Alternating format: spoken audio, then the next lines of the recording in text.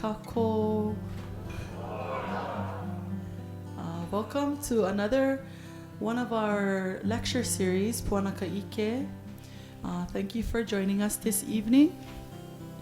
We have 3 Native Hawaiian scholars that comes to us here in Kona from the University of Hawaii at Manoa. They are all students at in part of the Kamakakuoka Center for Hawaiian Studies at Manoa. We have here to my left Raymond Estrella. He is a graduate of Brigham Young University, Hawaii, is currently a master's student in Hawaiian Studies at the University of Hawaii at Manoa.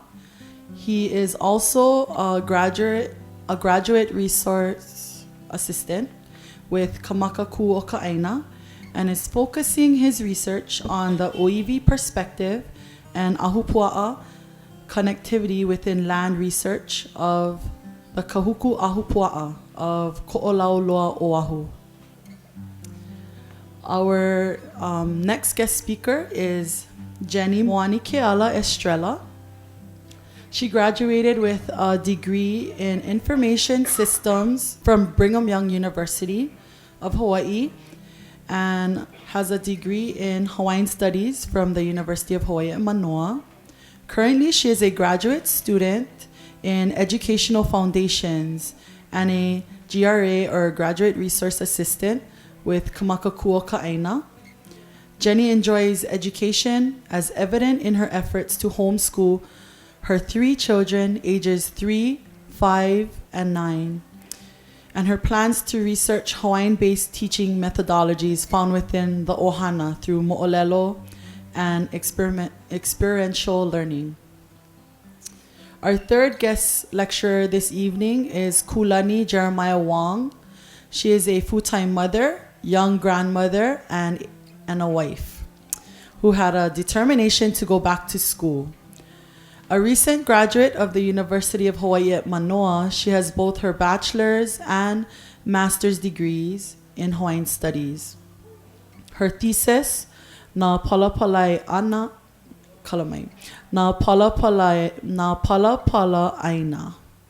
Loko o Na Mele, is about Hawaiian land and how the ancestors used songs to create an intellectual map of the Hawaiian Islands. It also looks at the mapping of our aina well before any Westerners arrived and before the knowledge of our land was put onto paper. Kulani enjoys time spent with her ohana and reading novels about everything Polynesian. This presentation this evening will be an overview of the Avokonohiki.org website, pathways and resources available, as well as potential future resource availability and application. They will discuss the challenges in using the website, as well as looking at some useful methods and group dynamics experienced in creating the website. Looking at land research within small space growing practices and explain their progress in increasing awareness and revitalization of cultural practices of subsistence growing. They will summarize about the Kamakakuoka aina grant and how they, as graduate research assistants, harvested, transcribed, combined, and indexed land documents and provided them on the website in full text, searchable for all. Lastly, they pose this question: how can we be of service? So please help me in welcoming our panelists for this evening, Jenny, Kulani, and Raymond. Aloha.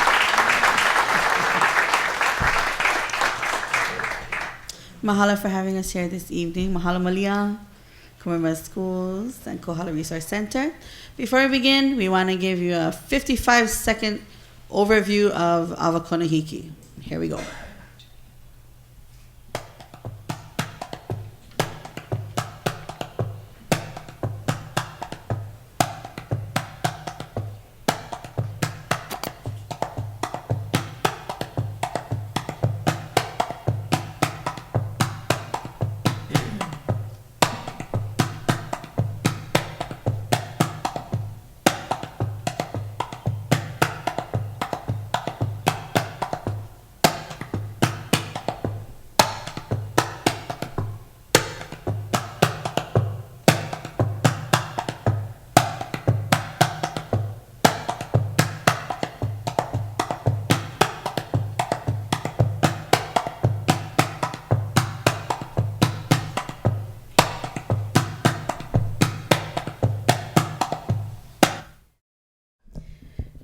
Ladies and gentlemen, aloha.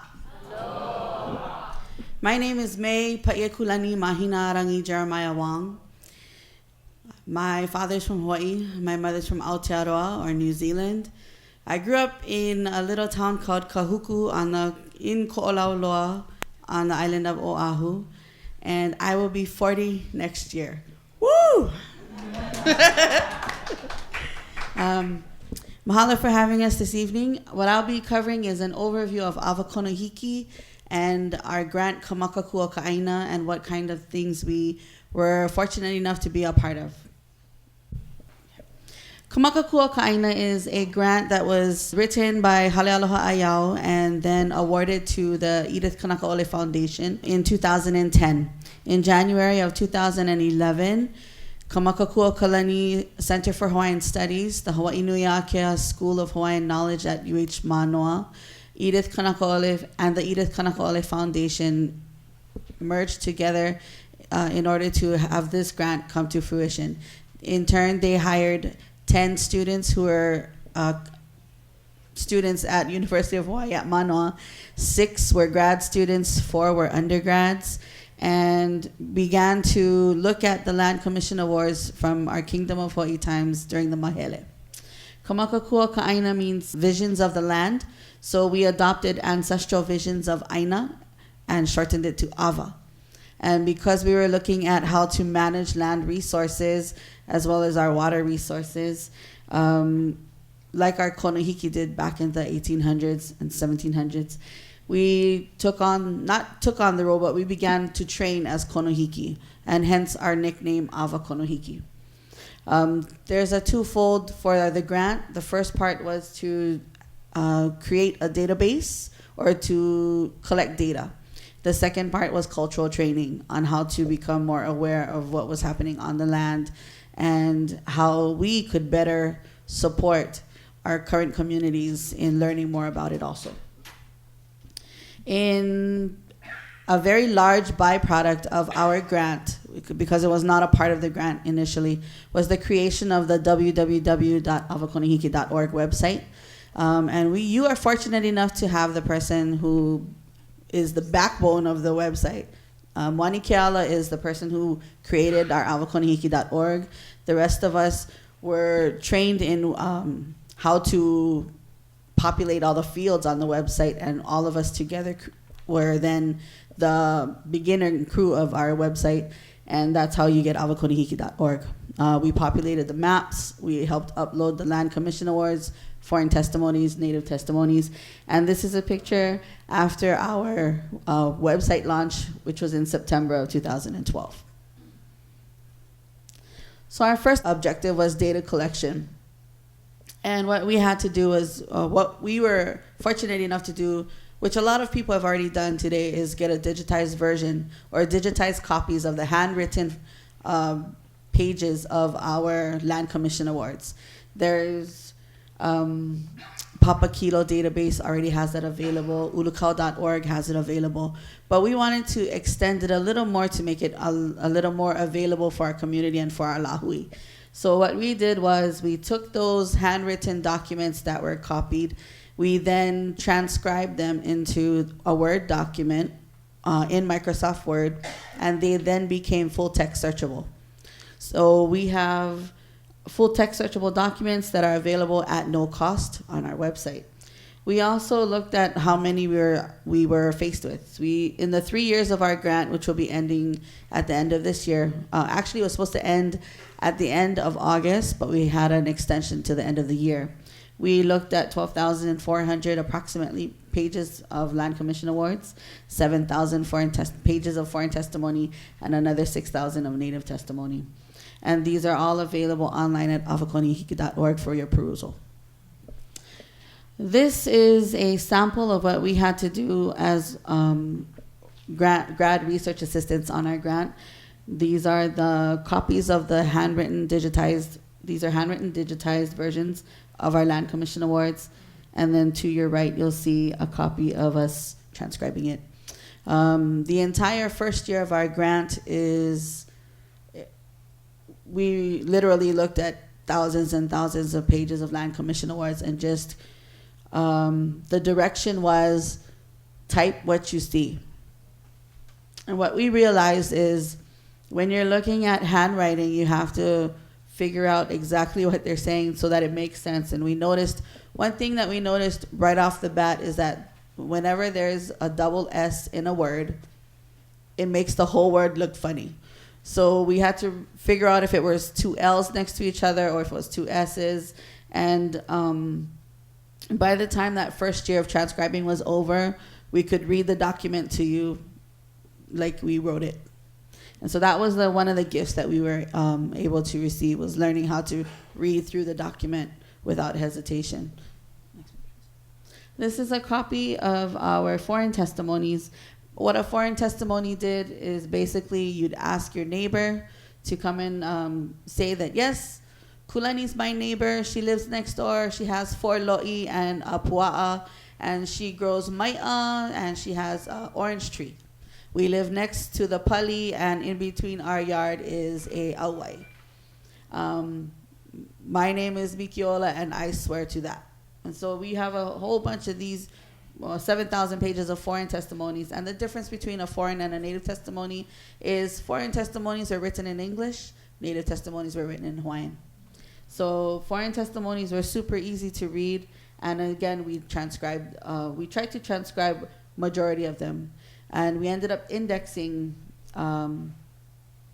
we indexed all the foreign testimonies according to what was growing on the aina, by the names that were seen in the claim, in the witnessing of all these testimonies.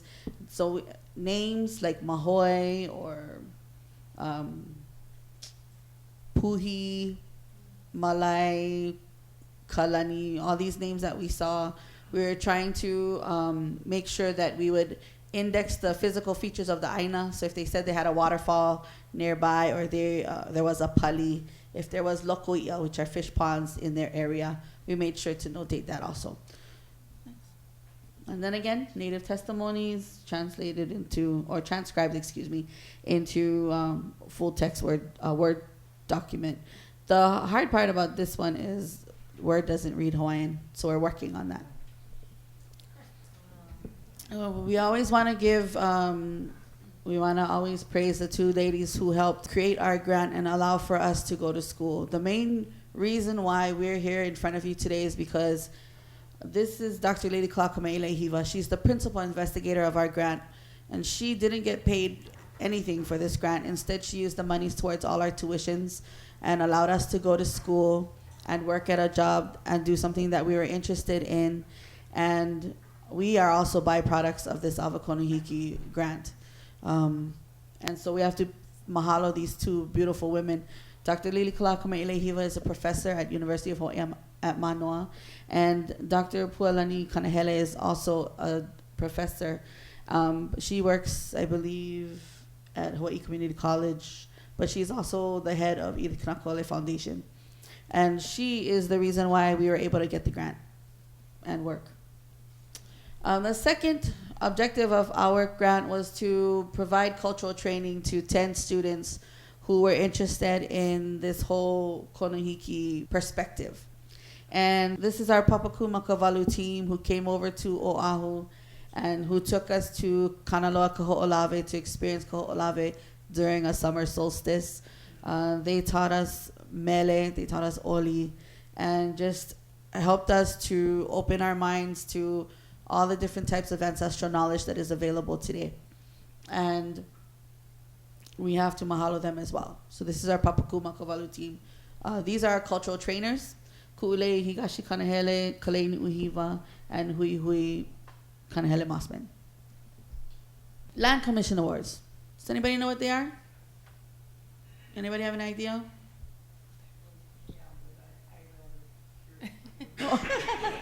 Okay. Okay. Back in the 1840s, Kamehameha III was approached about land privatization, and the result was the Mahele. Prior to Kamehameha III, when Kamehameha II was put into power, there was a kalai aina. A kalai aina is what we call a regathering of all the land that was available and then a redistribution. At that time, there was 251 konohiki throughout the islands, 252 if you include Kauikeauli, who is Kamehameha III. So when King Kamehameha I passed away, his son took over.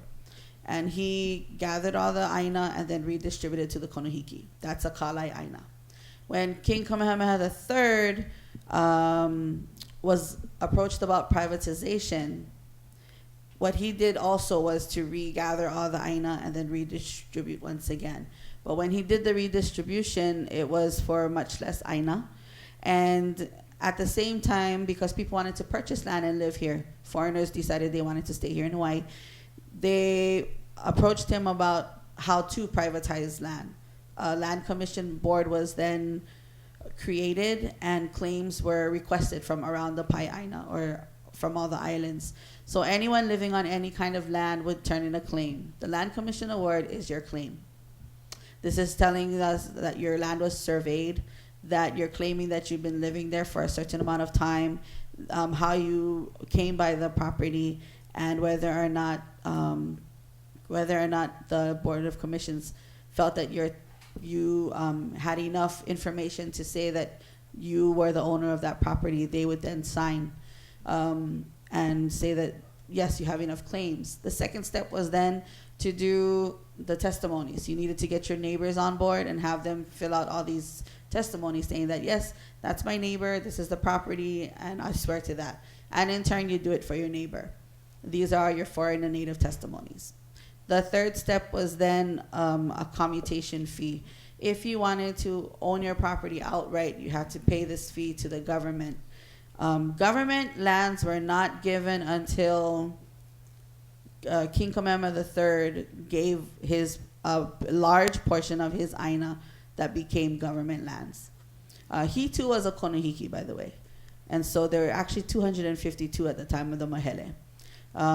So if you look at the Buke Mahele, it's a listing of King Kamehameha III's properties and all his konohiki, and it shows you what the konohiki gave back to King Kamehameha and then what was returned. Could you give us a definition of konohiki? The word konohiki, kono means a request and hiki means it's possible or can.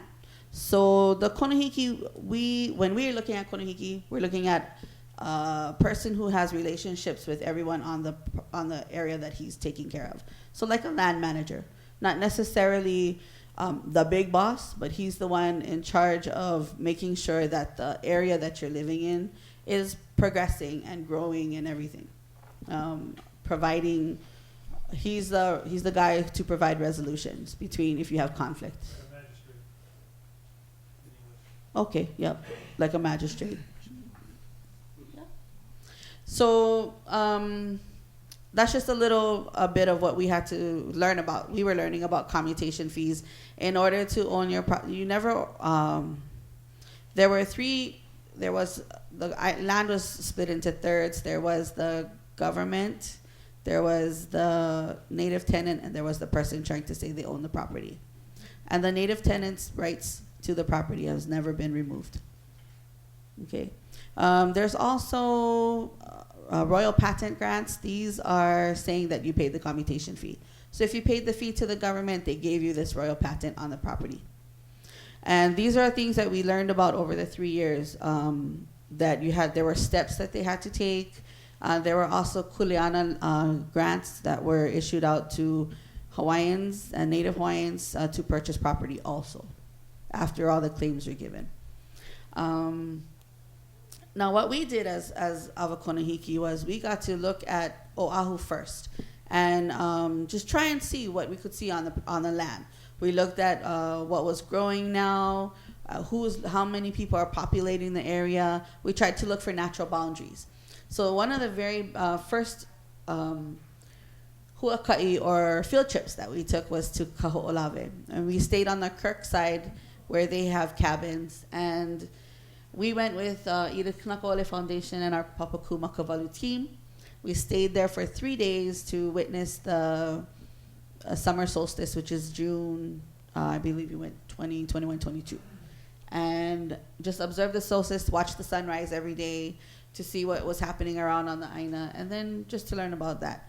And this next slide shows you different times of the day, or these are all the pictures courtesy of Jenny that were taken on Ko'olave during our stay. The next thing that was really important for our PI, or our principal investigator, to do was to, like I say, go around the island. Since we are based on Oahu, we saw it fit to go around Oahu first. So we huaka'id Oahu. There are 6 mokus, or 6 districts on the island of Oahu: Ko'olaupoko, Kona, Ewa, Wai'anae, Waialua, and Ko'olauloa. And within these 6 moku districts are 81 ahupua. Ko'olauloa, in the lavender, has the most with 32.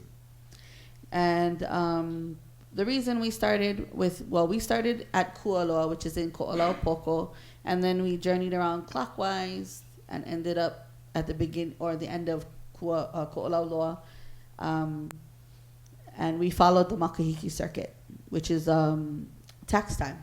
It was Makahiki time was tax time for our people. So at every ahupua there was a stand, and they would put lots of food and fish and anything kapa, anything you're giving taxes towards the ali'i. This is where you'd find it, and this is when you would find it. So our huaka'i happened once a week. It took about 1.5 years or 3 semesters of school for us to get around the entire Oahu. We did use Google Earth, Google Maps, to look for current day boundaries, and we noticed that when you look at Oahu, the boundaries seem to be natural land kind of jutting out from the mountain ridge. And they look like fingers that would just kind of poke out towards the ocean. And they kind of created this little valleys that were easy to find. We did notice, however, that some of them were cut out, so they weren't readily noticeable. Like where Enchanted Lakes is in Kailua, in Ko'olaupoko. They cut it to make the road to get into Waimanalo. So in order to see where the boundary is, you'd have to imagine that whole piece of, that whole landmass filled back in. And these are the kinds of things that we got to do every day on our grant. So these are some photos from our huaka'i. We went in Kalihi. Ho'ulu Aina is in the valley of Kalihi. We have Iole Ka'a, which is right beneath the H3 freeway. Some is at Pa'ala'a in Waialua, Kukani Loko. This is in Waiahole with the Rapoons. This is Kanaloa Ko'olave, Ko'olaupoko. This is Waialua. And the puka in the rock at the top, that's La'ie Point. And so the things that we learned were, there's still a lot of the natural boundaries that you can see today, but what you also see is a lot of cement everywhere, which changes all the rivers and the auwais coming down to the ocean. And no problem. And so that's why we need a lot of help with our grant, because we want to make sure that people get to see the maps that we have on our website, because they can see the changes over the time period. And of course, our last question was, how can we provide services to you folks? What are you interested in? Is there anything on our website that can help you do research? Because our website is a research person's haven. We've got maps, we've got original documents, and we've got people that actually check the contact us boxes. And when you actually reply in our websites, there's a suggestion box. We actually check it every other day to see how we can help those who are looking at our website. One of our last projects was a calendar. It's actually started last month in October.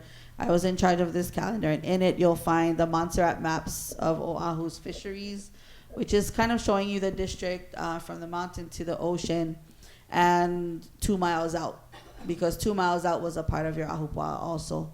And it just shares with you a little bit about Avokonohiki, what we're about. And the picture on front is Kanehoalani, which is the highest peak on Kualoa's mountain range. And so again, our main question this evening was not just, we're not here just to share what we learned about, but we want to know, is there any way that we can help you Or is there anything that you're interested in that maybe we can help you find? And at this time, I'm gonna turn the time over to Jenny Monikala. She's gonna kind of go really take you a couple steps through our website to perhaps make it a little easier for you to maneuver through. Aloha, aloha mai kako. I'm Jenny Estrella. I grew up in Kaneohe, Oahu, and my father is John Laimana, and his father is John Laimana also, who came from Ka'u and Ninole area.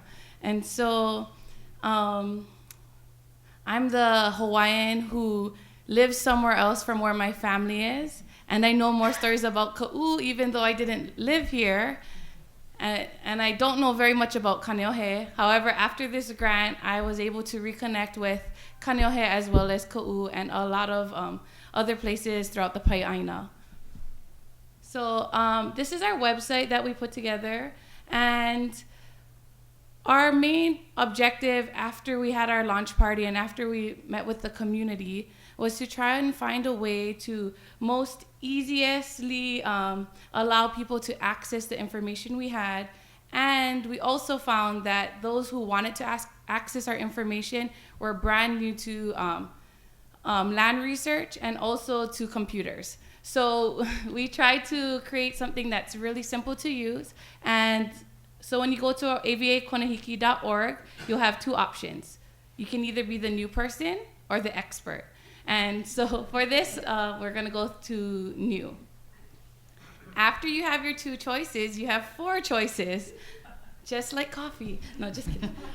And you can either choose our new research page, which explains it in the blue area above, or the purple, orange, or green. We'll go through our new research first. So this area contains all the information that is new to our site and also new research that we've developed that we wanted to highlight. A lot of our research that we are creating after we stored it away into our collection and our database, people didn't really know about it. So we wanted to offer it up on our features page so that you could see it before we store it away. And it's called AVA New, so we can go back to our pathways. And the next section will be the purple, which is searched by LCA index. So the long description that Kulani gave about native testimonies, foreign testimonies, LCAs, Bukemahele, you can find, it's not Bukemahele yet, but the other three in this area. And we made it a 3-step process.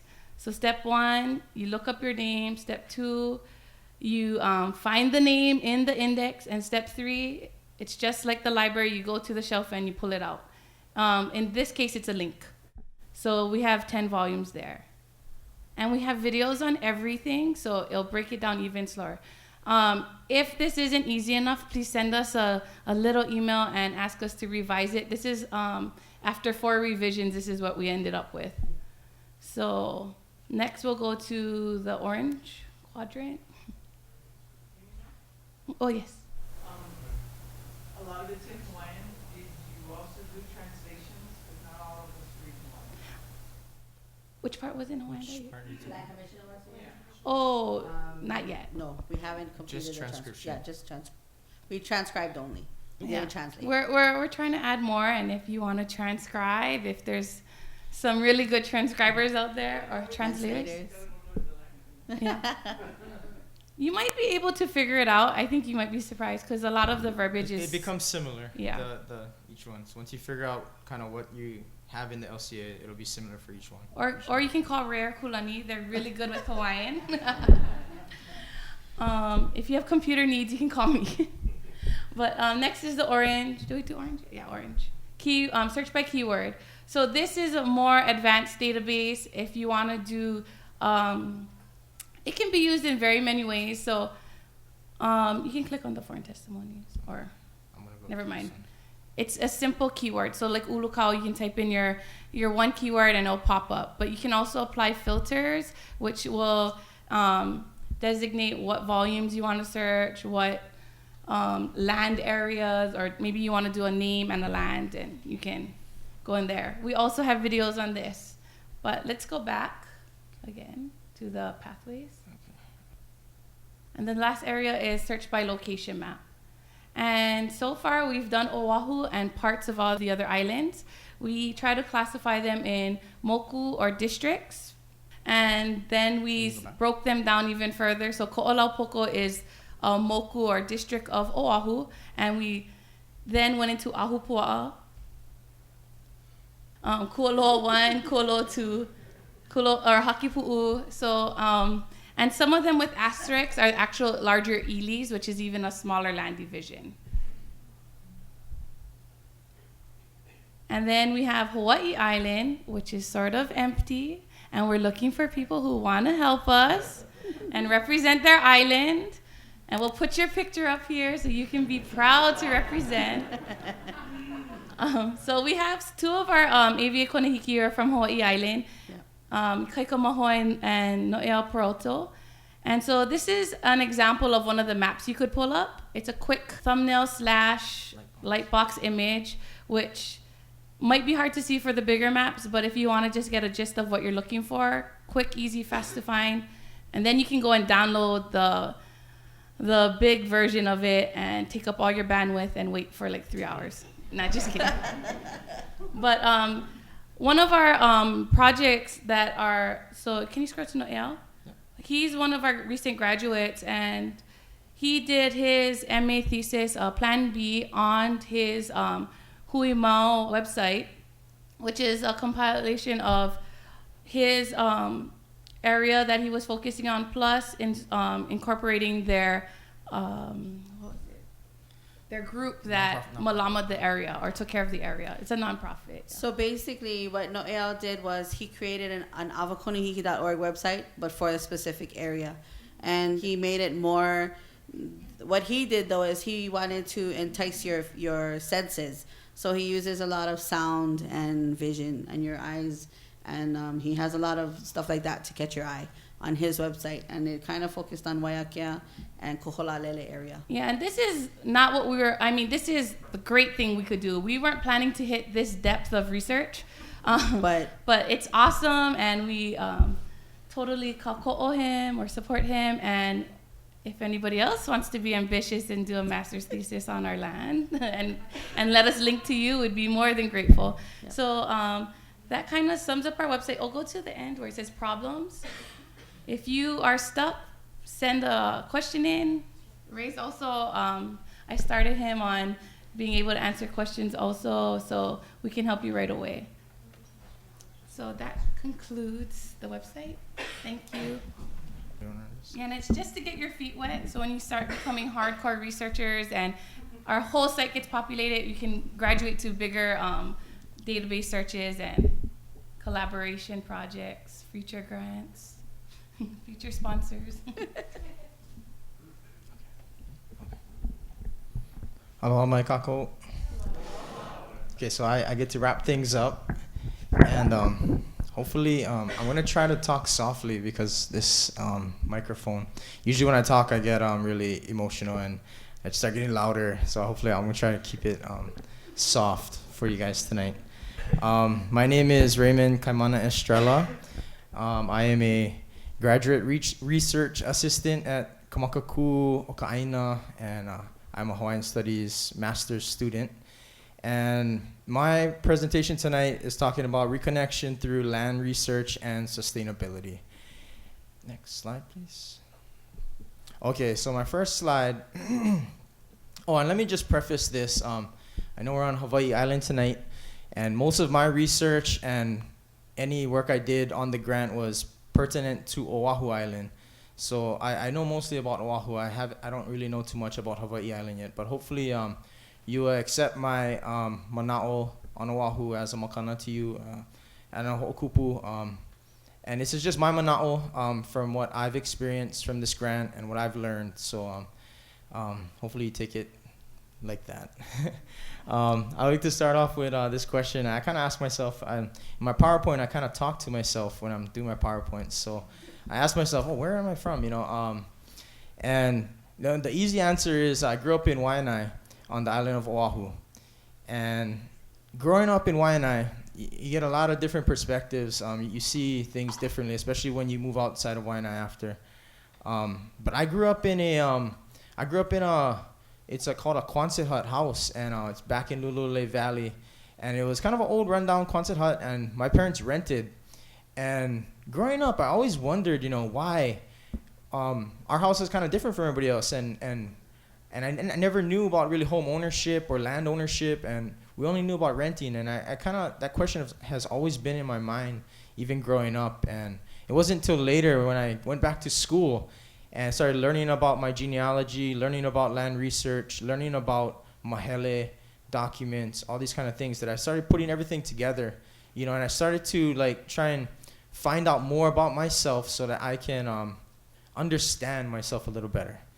And I found out a lot of my family comes from Laie, in olauloa, Laie, Kahuku, some from Wailua, and I also have family that comes from Kaupoa and Kipahulu and Maui. And as I started researching more about my family, I knew my family came from Laie when I grew up, because my parents would make the drive out from Waianae all the way to Laie, which is a really long drive, especially when I was growing up, pretty much once or twice a month, to visit family, visit the land area. So I always, as a kid, you kind of underestimate what you see all the time. But I would look outside the window and I'd always see the land. And I to this day, I can tell you exactly where everything is, along that path. And I've gone to different places in my life thus far, and I always use the same thing. I look at what's out there and I try and be one with that area and kind of, malama that area. So just to kind of give you a glimpse of where I come from on this grant. I came into this grant, with a perspective of land that might be a little different from the other Avokonohiki researchers. My perspective was more about refinding myself, reconnecting to land, to my ohana land. And that's really what I really was interested in that. And I thought this grant was a perfect segue into learning more about this kind of Ike that I was searching for. Avokonohiki. This is funny because I came on the grant a little late. I came in the last year and a half. So when I came on, I started talking to all the other people who are on the grant already. And there's about 10 or 12 earlier.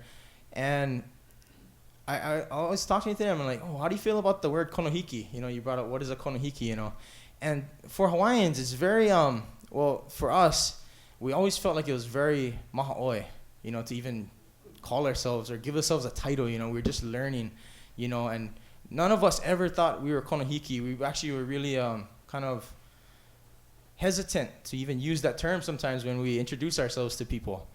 But Kumulili Kala, she was, I think the purpose for her using the term konohiki was for us to start thinking like our ancestors. We may not have had the skill set or the years of experience it takes someone to become a konohiki, but she wanted us to start looking at the land and looking at our resources like how our ancestors looked at them. Going back to me and how I grew up in a very Western system. I went to Kamehameha schools, but I was still in a very Western system. I did not see the land as how my ancestors saw it. I saw it how a lot of people see it today. You want to buy property, you want to live there, you want to work, you want to get a good job, and you want to thrive in the system. And Avokonohiki allowed me to think beyond that or outside of that kind of perspective. And how I would describe Avokonohiki is it's one of many paths. Like we said earlier, the byproduct of our work was a very user-friendly website, and that was just a byproduct. We had so much other experiences, learning, practices that we were a part of, that it was one of many paths that we see now that we can take to get back to viewing the land like our ancestors. It was Ike access. A lot of people don't go to college like us, and it's sad to think, but, all this Ike is sometimes in that college setting, in these forums, these things we're doing right now, how much of our lahui really gets access to that, so that was a big thing, that the byproduct be a way for our Kanaka to have access to Ike, so that we hope we accomplished that sub goal. sustainability, agricultural practices, cultural training, aina training. These are some of the things that I really, when I thought hard about what Avokonohiki was, this is what it was. I'm going to take about 5 minutes to describe this Hawaiian connection to aina. So when I was doing this PowerPoint, I started to I wanted to, look up some things, and I wanted to really share with you guys what I felt a Hawaiian connection to aina, encompasses. So I was looking through Carlos's book, Aina, and Daviana McGregor's book, and some other things, and I was trying to piece together what I have learned thus far in this grant, and I came up with 3 areas. Family, Hawaiians have a connection to land as a family member. We know ohana, we know papa and wakea, haloa, kaikaina, kaikuana relationships. This is a family thing. When we look at the land, we see a member of our family. We know that that is our mother or grandmother. And we all know that when you go to your grandma's house, you know you're going to get to eat. You know there's food. You might not have food at home, but you go to your grandma's house and there's food. You know there's food. So when you look at the land, you know there's food. You know there's resources for you available. But also, when you look at your grandma, you know you're always going to take care of her. You know you're always going to respect her. You're going to treat her the best way you can. And that's how we look at our aina as well. There's a historical Hawaiian connection to aina through our mo'olelo, our vahipana, our kuleana. This is the part that I think I was missing growing up and that I connected with on this grant and while being in school. I was able to do the research and the different documents that Kulani talks about, foreign testimonies, native testimonies, and look at them and really see what my family was doing on the land at that time. I grew up, like I said, in Waianae, but my family was originally from Laie, and when I found out the stories of how we, made the transition to Waianae, it was kind of sad to me, A lot of families in Laie were selling their land to the church, just for the fact of selling the land to the church. The church says they own the land. And in turn, right after, the church would rent the land back right to the family, But later on in years, the church had the right, because they own the land now, to evict people. And that's what happened to my family. You got evicted, then you moved your family to Waianae. So a lot of that history caused this part, the historical aspect, to be cut off from us. I didn't know about that. Yes? Oh, okay. I didn't know about that. And I really enjoyed the opportunity to learn these things and to fill that kind of void that I had in that aspect. And the last connection that I saw is a practical connection to aina. Through agriculture, malama, even just a survivalistic mentality, you know you need to eat, so you're going to do what you need to do on the land. We knew as Hawaiians that even before, when we were doing this as traditional Hawaiians, there wasn't a Matson ship to come over to drop off food. You knew you had to produce and create a system that was sustainable and thriving and efficient for you to survive. The cultural practices, getting your hands dirty, having a lo'i, doing malama aina, mahi'ai, lawai'a, anything was part of that practical connection to aina. Next. So I saw those 3 things, and then I thought about the loss, and the loss was, the disconnection. Not all Hawaiians lost their land. Not all Hawaiians have this, kind of story about getting away from the land, but a lot of people do. And I guess my perspective was talking to those people, this void is created through this loss, this disconnection, evictions, this capitalistic systems, fee simple, renting, all this stuff, even erasure. When you see a land that has fences around it now, and it says Turtle Bay, or it says Pahipahialua Ranch that just went up, kids, when they drive past, they're going to see that. They're not going to see that there was kanaka on the land, lo'i, uala, mala. They're not going to see those things. That's erasure. That's getting rid of the past, getting rid of the histories. And we're trying to reconnect those things. That's the cultural severing. Continuation of a system and continuation in a system of this nature creates that cultural severing. We're trying to, there's a severing, and we're trying to put it back together now, repair it, there's gonna be some scarring, but you're gonna come back together. You be reconnected. So the reconnection, I saw that reconnection to Aina, especially in this, program that we're a part of, gave us knowledge, it gave us value. Growing up in Waianae, I was lucky, I had great parents and good environments, I guess, that I got to see a lot of different perspectives and a lot of different worlds, I guess. But a lot of my friends didn't. The saddest thing about being in Waianae is, and later in life when I went back and I worked for a nonprofit, I want to go back and work in the area, talk to other, people, leaders working in there. And the saddest thing for us was when kids from Waianae, they go on field trips for school, young kids in elementary school, and they ride the bus, and you get to Kahe Point, which is kind of the end of Nanakuli, and you're going into kind of Kapolei area.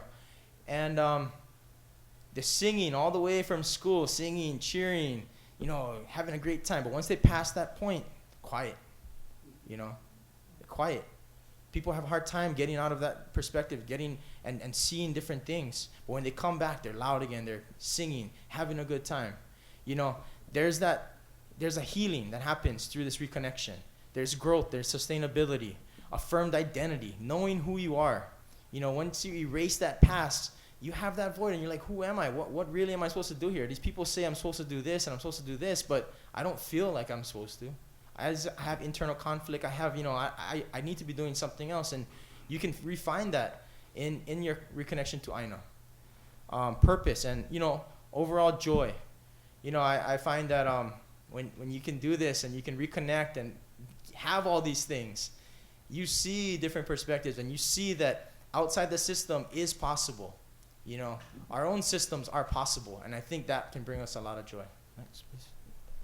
So I'll get off my soapbox for a little bit and get back to the stuff. But you got to kind of see where I'm coming from a little bit, hopefully. I'm going to talk about the website a little bit now and just kind of reiterate what Kulani and Monikala was saying. What is unique about avokonohiki.org? Okay, so looking, I've been kind of dabbling in the website a little bit and doing different things, and I kind of found these 4 things to be one. And not only our website, but I dabble in Papakilo, Kipuka, Ulukau, Noeaus. I kind of look what's out there and I try and, because I utilize whatever vehicle there is, to get the information. It doesn't have to be only us. There are awesome things out there and I utilize whatever's available. But for us, what we kind of offer that's a little different from everybody else is the transcribed version of LCAs. Yeah, they're not translated, and personally, this is just me now. I'm not a big fan of LCAs. If you ever read an LCA, it's probably one of the most boring documents out of all the Mahele documents. He didn't have to transcribe any. Yeah, I came on for the fun part. He wasn't the typist. He came in after. Yeah. So you got a lot of degrees and, some vahipana, and it identifies areas, but the real meat that I found was in foreign testimonies, and this is kind of the next part. Summary field search of foreign testimonies. No real other online resource offers this. They offer searches by name, maybe moku, ahupua, but not really by, kalo. Who was growing kalo in Kaneohe? Who was growing uala in Kavela? Loko ias that were in Kavela, mala in Kahuku, you can kind of find that with our searchability for foreign testimonies. And I love the foreign testimonies. Again, foreign testimonies are my favorite because I felt that, in foreign testimonies, the neighbors of the people making the claims, they had the most to say about people. Like people who gave native testimonies. As Hawaiians, we don't like to talk about ourselves too much. So we say, okay, I'm this person and I grow this. Done, But foreign testimonies, they talk about whatever is going on in the land, You can talk about your neighbor a lot. That's why it's hard to talk about yourself, right? So I love the foreign testimonies. They were juicy. Yeah, really juicy, yeah. The next thing that we have is the thumbnail searchable ahupua maps. This was Kumulele Kala's idea. She wanted to have ahupua maps for all the ahupua on Oahu Island. So she assigned us different moku.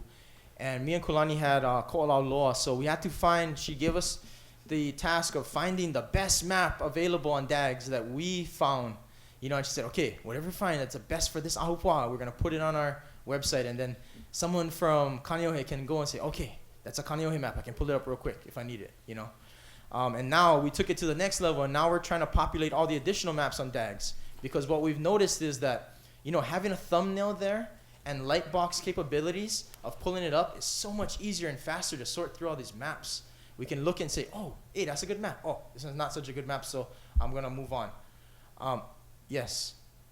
I may have missed it, but what's DAGS? Oh, DAGS is the Department of Accounts and General Services, and they have a website that they have a great search engine for maps, Hawaii government survey maps.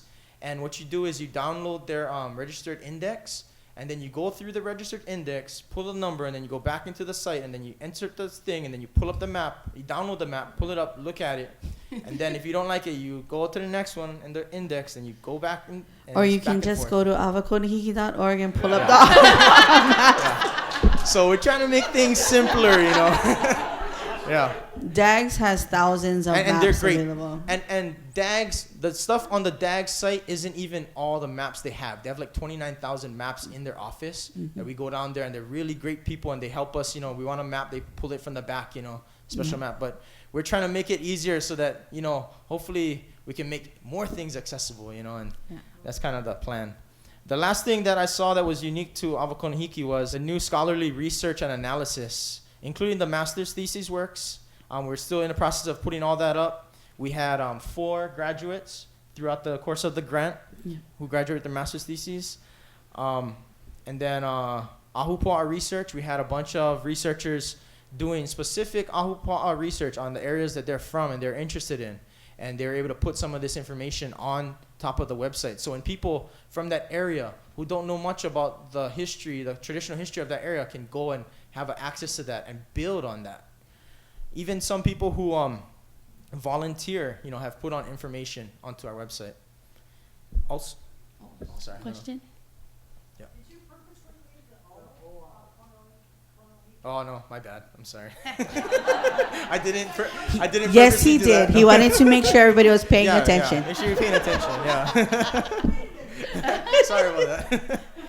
Okay, and we were able to do agricultural blogging, community networking. You know, we found that whenever we talk to people about this, you know, there's always people who are like, hey, I wanna help, I wanna do something. And we're like, okay, great. You know, we can teach you this skill that Jenny has taught us, and you know, you can populate more information. You know, and we can even build bigger. Next, please. So, what kind of sustainable research is being done by Avokonohiki? Next. Okay, so the first thing kind of I saw that we did fish pond and fishery research. Kumu is on a big Kuma's on a realization. realization. Okay. Yeah, she realized in the beginning, well, she thought Konohiki was only land managers. But what she realized is that Konohiki actually managed the water resources, which is the more important, because without water, we all muck it. So Konohiki were more of the water managers. And also they were great relationship makers and holders. They were able to have a relationship with everyone in that area and be able to solve whatever pilikia or trouble between them they had. So where our grant was looking at land empowerment, we now realize that the more vaivai, or the more important thing to look at, is the water management. Why water is so important, how come so much, and that's why she provides classes where you have to go search fish ponds. Yeah. Thank you. Yes, and Kulani brought up a very good point I forgot to mention, is that relationship building. You know, that was one of the things that I really enjoyed on this grant, was going around. When we went around to visit the fish ponds, it was meeting the different people there. You know, hearing their story and making that connection, because you make that lifelong connection now where you know who's there. And I think that was an important skill, you're right, that the Konohikis did have, is how to work with everyone and how to get everyone on the same page. Just really quick, I thought I'd put this in. What was the most interesting thing I learned about fish ponds? And two things was that I saw on Molokai, I think it was Uncle Tubbs who told us that fish ponds were already an area that was producing abundantly. They didn't necessarily build the fish pond to sustain the people. They were already sustainable. They built the fish pond kind of like a capstone to show that it was that much producing, it was that much flourishing. It was their icebox. Yeah. It really Yeah. was. So what they did is they utilized the tides and the makaha to just pull out specific fish. So a certain part of the day you can go and you find the bigger ones come in to come eat. So they would trap them if they wanted the bigger fish. So that was their icebox. It wasn't necessarily, I need a fish pond in front of my aina. It wasn't that at all. It was, you see, come on, block them in, make icebox. Yeah. And the evidence that he gave us for this was that in Molokai, when they're building fish ponds, they would sometimes make these long lines of people going over the mountain, handing rocks to each other. And he said you couldn't have done this if they weren't being fed. You couldn't have had this process. And I thought that was really interesting. Also, Uncle Walter really explained to us that the fish pond was, if you want to fix the fish pond, you need to fix the whole ahupua. The fish pond is actually a mirror image of what was happening, Iuka, And I was like, wow, yeah, because they're trying to fix Kavanui but all up land, there's all the cattle or goats, they ate up all the forests, and it wasn't happening, again like how it used to. So, it was really interesting to hear the perspectives. Some of the huaka'i we had on Oahu, as Kulani mentioned, we went to various places and people are doing great things. So at this point in the grant, we were really realizing, food is important. The Matson ships might not come one day, so we need to find out who's growing what, link up with them, and see how we can help them through our research and our capabilities, and also increase the amount of people growing things. So we went to Ma'o farms, we went to Sumida farms, found out about springs in the watercress and how much water is actually in Waiava. We'd go to Kalihi, like Kulani said, and we'd talk about, the soil and how depleted it is.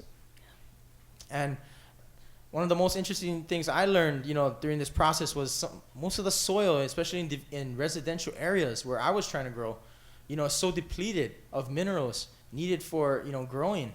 And you needed to really rebuild the soil, and add back in all these essential minerals. So this led me to kind of my research areas. My first research project on the grant was, I went to Kumu one day and I said, I really think it's important, for us to grow food. I agree with you. And I wanna grow food, but I have such a small area compared to what our Ohana land was before. So how about I try and focus on that and focus on my small area and see the best ways to grow in my small spaces. So she's like, yeah, that's a great idea. So I did a whole semester of experimenting with small space growing systems, I call it. And I looked at the things that I could do in my small backyard on the side of our house, and I really kind of focused on that. And whatever I did, I put it on my blog so other people could read about it and hopefully share the information, to others. I got my kids involved, and we did, we sprouted our own things. We did no-dig gardening. We did aquaponics. We did mala in the back. And now we're looking at wicking systems, just trying to find different avenues, more paths. And I guess this leads to the ending of my presentation and talk about my thesis project a little bit. I'm currently doing this. I'm trying to do an analysis of Kahuku ahupua in regards to sustainable and traditional agriculture opportunities. And I'm identifying the different field systems that were used out there, both for the dryland farming and also lo'i systems that were there. We have a lot of information on Kohala field systems, Kona field systems, some on Makaha field systems, but not really a lot on the olauloa area. And there's some really, yes? I'm sorry to interrupt. Did you have in your research, if we go on there to learn from you, do you have like elevations so that we can compare maybe what we could try with what you did? Oh, no, that's interesting. I don't, but I was pretty much at like 200 feet above sea level. Yeah, that's where my house was. Yeah. Yeah, sorry, I don't.